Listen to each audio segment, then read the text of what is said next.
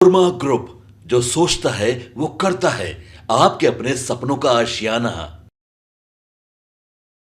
नमस्कार, आप देख रहे हैं भारत लाइव। भारत लाइव के विशेष कार्यक्रम खेल समझिए में आज हम चर्चा करेंगे वैसे सीटों पर जो बिहार के 40 सीटों में से आधा दर्जन सीट पर लग गया है ग्रहण। आप समझना चाह रहे होंगे ग्रहण क्या है, लेकिन हम वो चीज़ समझेंगे बाबा से। 6 सीट ऐसे हैं जहां पर एक तरह से कहें जो सबकी सांसें अटकी हुई हैं, चाहे वो एनडीए हो या फिर महागठबंधन हो, सबकी सांसें अटकी हुई है। वो सीट है पूर्णिया, किशनगंज, सुपौल, काराकाट, बक्सर और सिवान। आखिर क्या है इन सीटों पर, समझते हैं बाबा से एक एक करके एक एक सीट के बारे में। बाबा, ग्रहण लगा हुआ है, आखिर ग्रहण को कैसे हटाया जाएगा, किस हिसाब से कहें जो ग्रहण लगा हुआ है? पूर्णिया सीट पर किस तरह का ग्रहण है? देखिए, सबसे पहले तो इस 40 सीटों में हम 6 सीट क्यों आइडेंटिफाई कर रहे हैं ये हम बताएंगे, लेकिन उससे पहले आपको बता दें कि ये 6 वो सीटें हैं जिस पर पूरी तरह से ग्रहण लगा हुआ है। लेकिन ग्रहण जब लगता है तो आप जानते हैं अर्ध चंद्र ग्रहण भी होता है, पूर्व सूर्य ग्रहण भी होता है, पूर्व चंद्र ग्रहण भी होता है। तो ये सारी चीज़ें कहीं ना कहीं एक बात की तरफ इशारा कर रही हैं कि ये इस बार का चुनाव जो है वो ग्रहण से बाहर नहीं निकल रहा है। और ग्रहण का मतलब आप जानते हैं कि कुछ ना कुछ अशुभ होता है, अनिष्ट होता है, या फिर बहुत अच्छा आपके लिए होता है। यही दो बातें हो सकती हैं। राशि राशि पर प्रभाव पड़ता है। तो अब ये देखना दिलचस्प होगा कि इसमें किसकी राशि किस तरह से मजबूत और कमजोर है। पहले राउंड का चुनाव हो गया। पहले राउंड में एक सीट था पूर्णिया। उस सीट पर आपने देखा कि क्या हुआ, माफ कीजिएगा, दूसरे राउंड में था। पहले राउंड के सीटों पे जो अगर 4 सीटों की बात करें तो वहां लड़ाई तो सीधी सीधी थी, लेकिन उसमें भी ग्रहण लगा हुआ था, अर्ध ग्रहण लगा हुआ था। जैसे आप सुने होंगे कि जमुई चिराग पासवान ने छोड़ करके गलती की, अपने जीजा को देकर के गलती किया, वो चुनाव हार जाएंगे। कौन जीतेगा? तो अर्चना रविदास। और अर्चना रविदास का चुनाव से ठीक पहले कई वीडियो वायरल हो जाता है। उसके बाद एक और घटना घट जाती है कि स्टेज पर ही चिराग पासवान के माता जी को गलियाने लगता है लोग। ये एक फैक्टर है। तो ये ग्रहण है, ये ग्रहण जो कहीं ना कहीं महागठबंधन पे लगा था। इसके अलावा आप और भी सीटों की बात कर लें तो एक ग्रहण आपको लगता हुआ नजर आया होगा पहले राउंड में ही, नवादा में। ये ग्रहण था राजबल्लभ परिवार, जो कहीं ना कहीं तेजस्वी यादव के ऊपर ग्रहण लग गया। इसके बाद आप आगे अगर बढ़ते हैं तो एक ग्रहण आपका औरंगाबाद में था। यहाँ राजपूतों का चित्तौड़गढ़ कहा जाता है, और यहाँ आप राजपूत के जगह पर कुशवाहा खड़ा करके अपने आप को ग्रहण लगा दिए।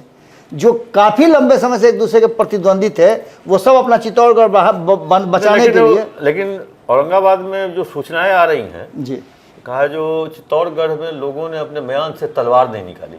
इस बार चित्तौड़गढ़ में मतलब लोग निकले ही नहीं, क्योंकि अब ये सुशील सिंह के पर्सनल मतलब नाराजगी के कारण नहीं निकले या कुछ और कारण था या गर्मी थी, वो तो अब आने वाला समय बताएगा। लेकिन लोग कहता है जो लोग नहीं निकले। युद्ध का 2 तरीका होता है। एक, या तो लड़ करके आप जीतिए या फिर सरेंडर करके अपना राज्य बचा लीजिए। पहले यही ना होता था। बड़े बड़े चक्रवर्ती राजा जब अटैक करते थे तो आप सरेंडर कर दिए तो भाई जाइए आप अपना राज्य जो है चलाइए, हमको कोई दिक्कत नहीं है, इसका लेवी हमको देते रहिएगा, ये मेरे अंडर में आ गया, अब इसको आप देखते रहिए। तो यहाँ 2 बातें हुई हैं। एक तो कुशवाहा समाज को देकर के लालू प्रसाद ने एक बड़ा दाव खेला। लेकिन यहाँ निखिल कुमार जो कांग्रेस से लगातार लड़ते रहे हैं, राजपूत और वर्सेस राजपूत होता तो कोई राजपूत ही जीतता ना। लेकिन यहाँ तो कुशवाहा वर्सेस राजपूत होगा तो राजपूत का सीट छीना जाएगा। पूरा परंपरा अब तक एक ही बार ऐसा हुआ है कि वहाँ दूसरे किसी जाति के लोग जीते हैं। तो इस परंपरा को बरकरार रखने के लिए राजपूत समाज के जो विरोधी भी थे वो भी सपोर्ट किए। तो यहाँ भी एक ग्रहण लगा है। जीतन राम मांझी की बात करें तो वहां ग्रहण अभी तक नहीं लगा है, तो लेकिन लड़ाई वहां कड़ी है। तो 4 सीटों की बात हो गई। सेकंड राउंड में जब आते हैं आप तो सबसे पहले पूर्णिया की चर्चा हम कर लेते हैं। पूर्णिया सबसे ज्यादा हॉट सीट 543 में से बना हुआ था। इसकी खूब चर्चा हो रही थी। इसके चर्चा के केंद्र में थे पप्पू यादव। और पप्पू यादव को हराने के लिए खुद प्रधानमंत्री को वहां आना पड़ा। खुद तेजस्वी यादव सारे काम धंधा को छोड़ करके वहां लगातार कैंप करते रहे। 32 विधायक के साथ पूरा अपना शक्ति लगा दिए वहां, और उसका परिणाम सिर्फ और सिर्फ पप्पू यादव। तो एक ग्रहण तो यहाँ पूर्णिया में लगा हुआ दिखाई दे रहा है, जो जब सूरज जो है उस ग्रहण से निकलेगा 4 तारीख को, तो पता चलेगा कि ग्रहण कितना प्रभावशाली था, किस राशि को कितना प्रभाव किया।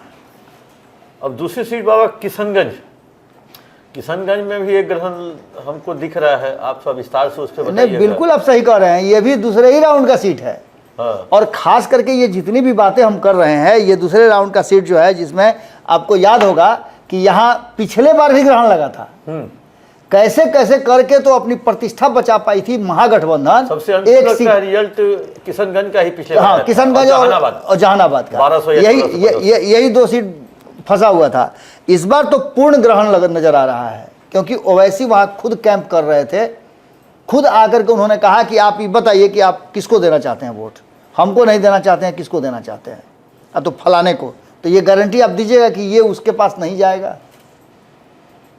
लोगों के पास कोई जवाब नहीं था, क्योंकि 5-5 विधायक पिछले चुनाव में जीत करके ओवैसी की पार्टी छोड़ करके 4 उसमें से चले गए थे, और गए तो वहां क्या हुआ, तो उन्होंने ये भी बताया, ओवैसी ने यह भी बताया है कि आपको 18% आप हैं, 14% वाले ने अपने लोगों को 8 सीट दिया, आपको कितना दिया? 2 सीट। ये सारी बातें करके कहीं ना कहीं ओवैसी नाम का ग्रहण जो है वो किशनगंज में भी लगा हुआ है महागठबंधन के ऊपर। लेकिन ओवैसी जो ग्रहण है वो हमको लगता है जो कल किशनगंज ही नहीं, बिहार के कुछ और सीटों पर भी वो ग्रहण बिल्कुल उसकी चर्चा हम आगे करेंगे। हाँ। लेकिन जो चुनाव हो चुका है 2 राउंड का, इन 6 में, हाँ, मतलब पूर्ण ग्रहण लगा हुआ। बिल्कुल अर्ध नहीं, पूर्ण ग्रहण लगा हुआ है। आप ओवैसी की बात किए तो मैं बता ही दूं कि ओवैसी ने 9 सीटों पे, जिसकी खबर भी हम पहले कर चुके हैं कि 9 सीटों पे ये अंतिम समय में खोटा ठोका है।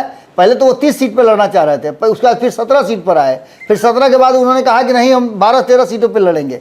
अब वो 9 सीट पे चुनाव लड़ रहे हैं, जिसमें से 1 सीट तो ऑलरेडी चुनाव हो चुका। इसके अलावा शिवहर में, गोपालगंज में, पाटलिपुत्रा में, महाराजगंज में, मुजफ्फरपुर में, मधुबनी, जहानाबाद, काराकट, वाल्मीकि नगर या मोतिहारी, और किशनगंज तो ऑलरेडी है ही। लेकिन गौर कीजिएगा, इन सीटों पर एक चीज है, जहां पे आरजेडी की बढ़त है वहीं ओवैसी की बिल्कुल टक्कर वाली ही सीट है। जैसे शिवहर में आप उठा के देख लीजिए, ऋतु जायसवाल का अच्छा चल रहा है। गोपालगंज की बात करें तो यहाँ कांग्रेस इस बार अच्छा कर सकती है, ये संभावनाएं व्यक्त की जा रही है। अगर पाटलिपुत्रा की बात करें तो यहाँ भी लड़ाई है। मीसा भारती इस बार लड़ाई में कुछ ज़्यादा ही एग्रेसिव है, क्योंकि उनको इस बार साथ मिल गया है भाई वीरेंद्र का भी और अन्य लोगों का भी, जो पिछले नाराज चल रहे थे, कहा जाता था। महाराजगंज की बात करें तो यहाँ भी अखिलेश सिंह के बेटा हैं, इनके विरुद्ध में खड़ा हो रहे हैं, अपने उम्मीदवार उतार रहे हैं। मुजफ्फरपुर की बात करें तो यहाँ भी अजय निषाद काफ़ी मजबूत नजर आ रहे हैं। इसके अलावा मधुबनी की बात करें तो यहाँ की भी स्थिति लगभग वही फातमी के विरुद्ध में है। जहानाबाद की बात करें तो यहाँ भी सुरेंद्र यादव मजबूत स्थिति में। काराकट की बात करें तो यहाँ भी स्थिति लगभग वही है, राजाराम। वाल्मीकि नगर या मोतिहारी में भी उसी स्थिति में है। तो बाबा, हम लोग ग्रहण पे बात कर रहे थे जी, 2 सीट पे हम लोग बात कर लिए, पूर्णिया और किशनगंज। पूर्णिया में पप्पू, किशनगंज में ओवैसी जी। तीसरी सीट सुपौल है। सुपौल में वर्तमान में जेडीयू के सांसद हैं जी, और जेडीयू के सांसद हैं वहाँ पे दिलेश्वर कामत जी, और वहाँ पे चंद्रहास चौपाल को वहाँ से आरजेडी से टिकट दिया गया है जी। वहाँ पे कौन सा ग्रहण है? देखिए, वहाँ पर एक ऐसा ग्रहण आ गया है जो ग्रहण लंबे समय से इंतजार करता है, उसकी गणना बहुत पहले हो चुकी थी। 7 साल पहले अगर कोई IRS की नौकरी छोड़ करके आ जाए, VRS ले ले, तो उस आदमी के जीवटता पर आपको कोई संदेह नहीं होना चाहिए। निश्चित रूप से वो जीवट आदमी है। 7 साल का नौकरी छोड़ दिया। जब से वो नौकरी छोड़ने के बाद तब से वो शख्स अपने क्षेत्र के लोगों से एक एक करके मिलता रहा, किसी के दुख सुख में, किसी को पढ़ाई लिखाई में, किसी को नौकरी में। पलायन को रोकने के लिए कई तरह के व्यवसाय शुरू किए।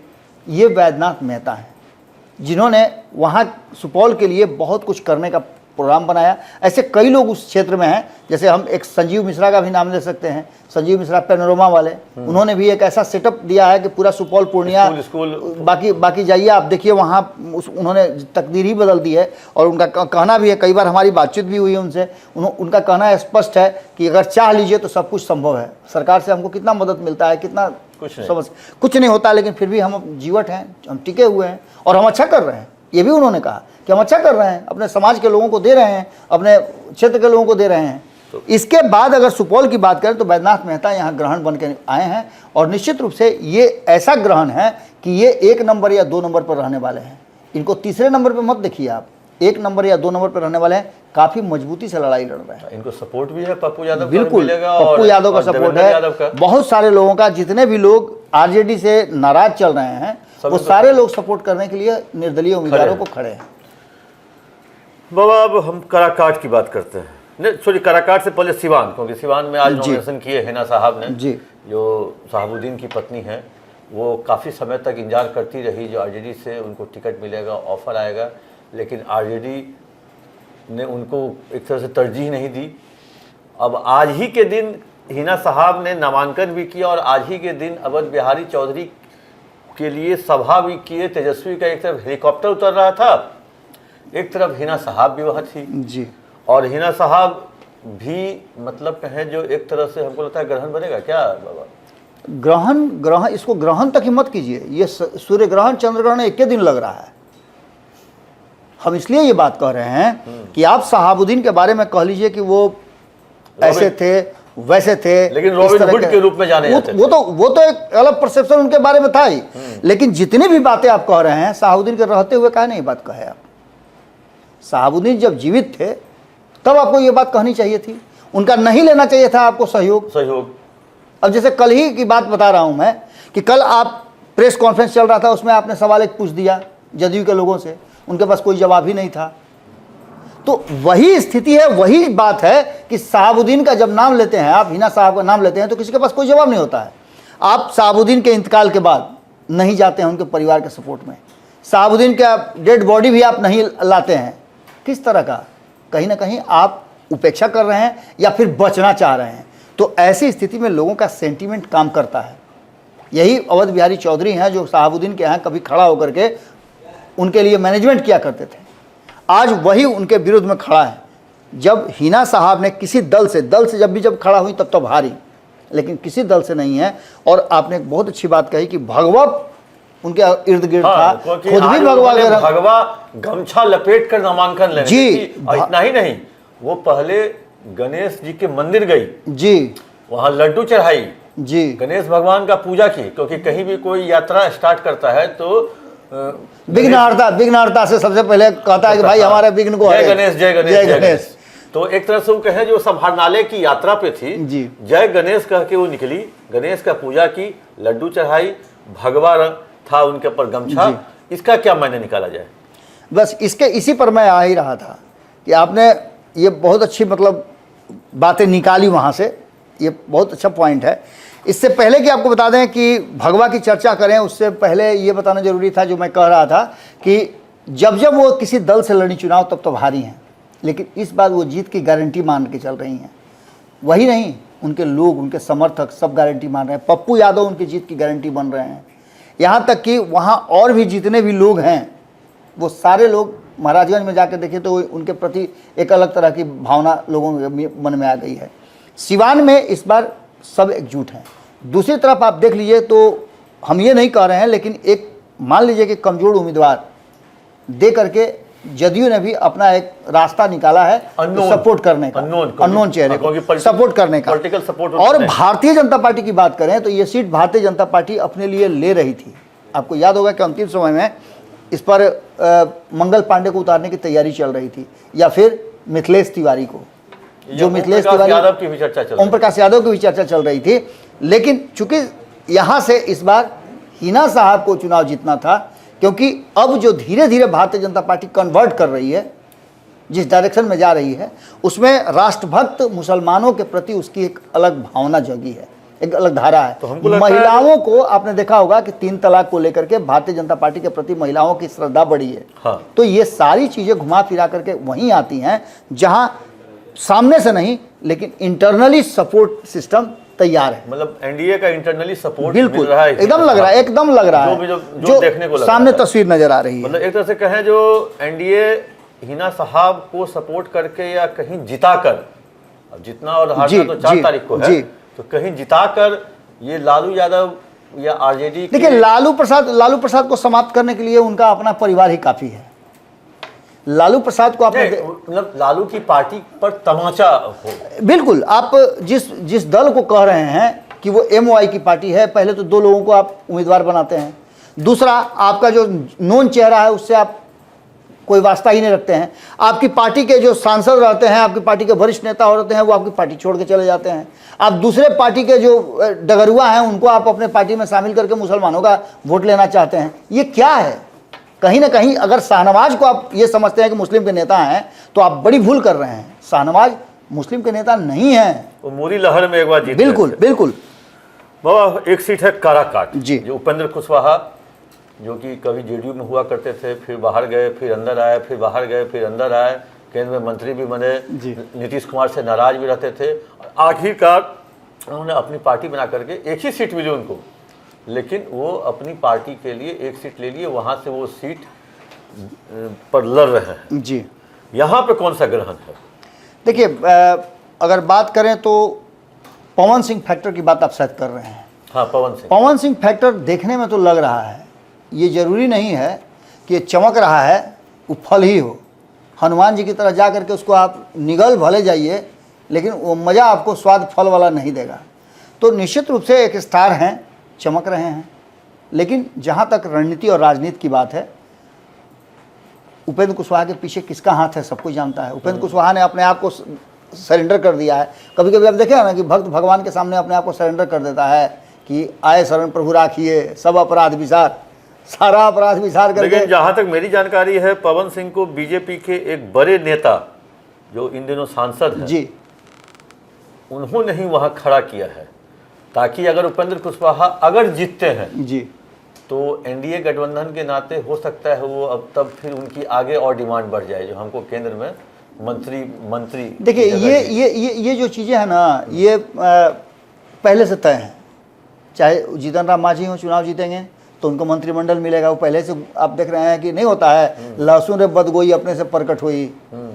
लहसुन खाइएगा तो आप बगल में बैठिएगा तो मुंह से उसका गंध हईवे करेगा, तो वही कितना भी छुपाने की कोशिश कीजिएगा तो नहीं छुपेगा। खैर खून खांसी खुशी बैर प्रीत मदपान ये छुपाने से थोड़ा छुपता है। तो उनकी खुशी नजर आ रही है कि वो सेटिंग हो गया कि एक ही सीट मिला है तो मंत्रिपरिषद में भी शामिल होंगे। उपेंद्र कुशवाहा के साथ भी वही स्थिति है। हाँ, एक बात आपने जो कही कि एक नेता नहीं खड़ा कराया है, नाम नहीं लेंगे उसने जी, तो एक नेता उनको मनाने भी आए हैं। एक नेता ने ये कहा है कि अरे छोटा भाई हम मान जाएगा। मनोज तिवारी आकर के मनाने आए हुए थे, कह रहे थे कि अरे चलिए ना, लास्ट में हम लोग समझ लेंगे ना, बैठ जाएगा। खैर उन सब बातों को लेकर के, लेकिन जब ग्रहण की बात करते हैं तो कभी कभी ग्रहण लगता है दूसरे देश में, लेकिन इस अपने मने देश में या दूर के देश में भी उसके लिए आदमी सब कुछ कोशिश करता है कि उस ग्रहण के पीरियड में जो उसका तरीका है उसका पालन करे। हाँ, मतलब खाना नहीं बचा हुआ रहे। हाँ, जो खाना अगर बच जाता है तो उसको फिर फेंक दिया जाए। हाँ, तो लेकिन काराकाट का ग्रहण इतना आसान ग्रहण नहीं है, क्योंकि जिसने ये जो बीजेपी के कदावर नेता ने ग्रहण पैदा किया है वही इसको हटा सकता है। अंतिम चरण में चुनाव है, अभी हवा पानी बनने दीजिए। मुझे तो लग रहा है कि यही पवन सिंह कहेंगे कि अरे मेरे बड़े भाई हैं उपेंद्र कुशवाहा जी, छोड़िए इनके सपोर्ट में हम खड़ा हो जाते हैं, बैठ। तो आप देखिएगा कि नाच बाजा में अक्सर आप देखे होइएगा कि एक कलाकार दूसरे कलाकार को सपोर्ट करता है, भले ही स्टेज के नीचे उसमें कितना भी दुश्मनी हो, साजिंदा जब एक साथ नहीं बजाएंगे तो सारा सुर बेसुरा हो जाएगा। हाँ। तो वही चीज़ है इस चुनाव में भी हो सकता है कि पवन सिंह आकर के कहीं ऐसा ना हो कि कुशवाहा का बाजा बजाने लगे तो कोई बहुत बड़ी बात नहीं होगी। ज़्यादा ग्रहण और मजेदार ग्रहण लगा हुआ है बक्सर में। हाँ, बक्सर में जो प्रदेश अध्यक्ष हैं आरजेडी के, उनके सुपुत्र जी सुधाकर सिंह हैं, लड़ रहे हैं जी। सुधाकर के बाद ये सीट गई है बीजेपी के मिथिलेश तिवारी जी, वो भी फिर इस बार बक्सर को बाहरी नेता मिला है बीजेपी के द्वारा। भागलपुर से अश्विनी चौबे 2 बार गए। ये गोपालगंज की राजनीति करते हैं मिथिलेश तिवारी, गोपालगंज से इनको लैंड कराया गया है बक्सर। इसके अलावा अब आपके हिसाब से यहाँ पे ग्रहण कौन है? यहाँ इसके अलावा 2 गए, यहाँ सूर्य और चंद्र दोनों एक साथ आ रहा है। देखिए, यहाँ पर एक तरफ जहाँ दगन पहलवान चुनाव मैदान में रहेंगे ही रहेंगे, इसमें कोई दो राय नहीं है। उसके बाद यहाँ आनंद मिश्रा जो हैं, जो बहुत प्रयास कर रहे थे कि भारतीय जनता पार्टी से उनको टिकट मिले। कई तरह की बातें भी सामने आ रही हैं, कई तरह का चर्चा भी चल रहा है कि उनकी बातचीत भी शायद भारतीय जनता पार्टी से हो गई थी, लेकिन हम लोग वहाँ गवाही में थोड़े थे। हम लोग तो सुनी बातें ही कह सकते हैं, हम लोग का तो सूत्र होता है, लेकिन हमारे सूत्र ने इतना पुख्ता जानकारी अभी तक नहीं दिया है कि उनकी बातचीत हो गई थी और उनको आश्वासन दे दिया गया था कि आपको टिकट मिलेगा। इस तरह की बात दूर दूर तक नहीं थी। अगर ऐसी बात होती, उन्होंने भी वीआरएस लिया है, जी आईपीएस की नौकरी छोड़ी है जी, मात्र इसी चुनाव के लिए, इसी बक्सर के लिए, और वो एक अपने अनूठे अंदाज में अपना प्रचार कर रहे हैं। Bullet, royal Enfield bullet motorcycle पर, मतलब कोई चार चक्का का वो उन्होंने इस्तेमाल नहीं किया अभी तक, जो उनका हम देख रहे हैं। देखिए सबसे बड़ी बात है कि राजनीति में आपकी योग्यता क्षमता जो हो, लेकिन एक अनुभव बड़ा महत्वपूर्ण चीज होता है। आनंद मिश्रा के इर्द गिर्द आप देख लिया कि नेता को नहीं नजर आएगा, नहीं, सब नए युवा नजर आएंगे जो नेतृत्व नहीं कर सकते हैं। आपको हुले ले करके नहीं होता है कि मैच जीतिए चाहे हारिए, आपके सपोर्टर जो हैं एकदम हुले नहीं करते रहते हैं, मार दे। वही हाल है। यहाँ युवाओं की एक टीम है जो उनको जी जान से सपोर्ट कर रही है, लेकिन वो कितना इन्फ्लुएंस करेगी।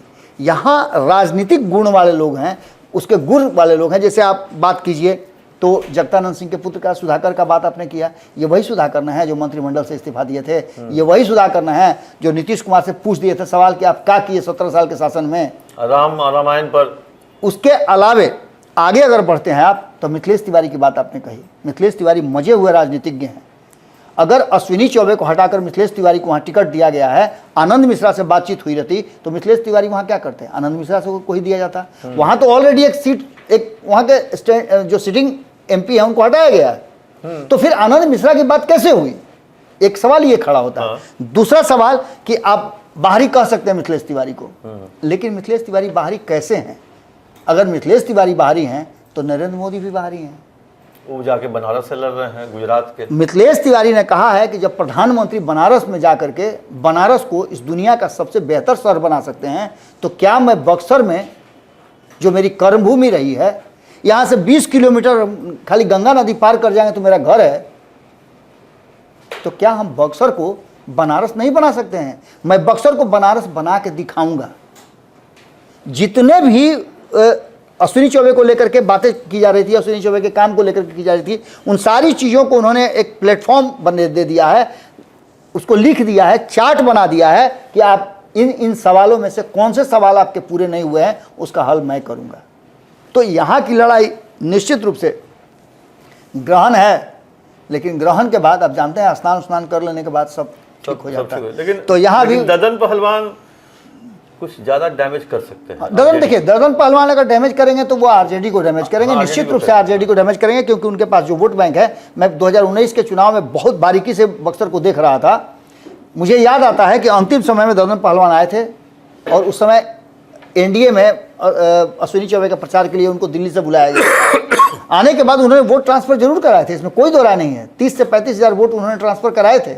मैं जब पूरा वोट काउंटिंग हो रहा था तो मेरी नज़र उस पर बनी हुई थी कि आखिर इनको बुलाया कैसे गया है। ये खुद कह रहे थे कि मुझे खुद चुनाव लड़ना है तो मैं किसी का प्रचार क्यों करूं, लेकिन चूंकि गठबंधन में थे, इनको भारतीय जनता पार्टी के लोगों ने समझाया था कि भाई हम गठबंधन में हैं, आपको करना चाहिए, आगे अगर ज़रूरत अब महसूस होती है तो हम लोग आपका सपोर्ट करेंगे, अगर जदयू आपको टिकट दे देती है तो।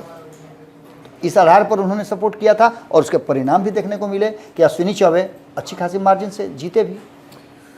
अभी हम लोग खेल समझिए में बात कर रहे थे। बिहार के 40 में से आधे दर्जन सीट ऐसे हैं जिस पे लगा हुआ है ग्रहण। बागियों के खड़े होने से ये सीट फंसी हुई है। यहाँ के जो कैंडिडेट है उसकी सांसें अटकी हुई है।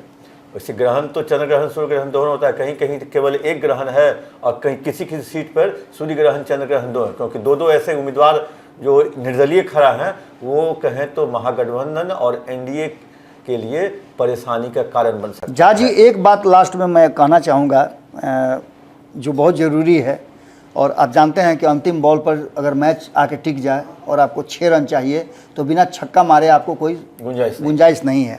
ये जो 6 सीटों की चर्चा हमने की, इसमें से ये सीटें किसके पाले में हैं, कौन यहाँ से है? तो पूर्णिया में जदयू है, किशनगंज में जदयू है, माफ़ कीजिए कांग्रेस है। यहाँ अगर भाजपा का दूर दूर तक कोई रिश्ता नाता नहीं है। सुपौल की बात करें तो यहाँ भी जदयू जदयू है।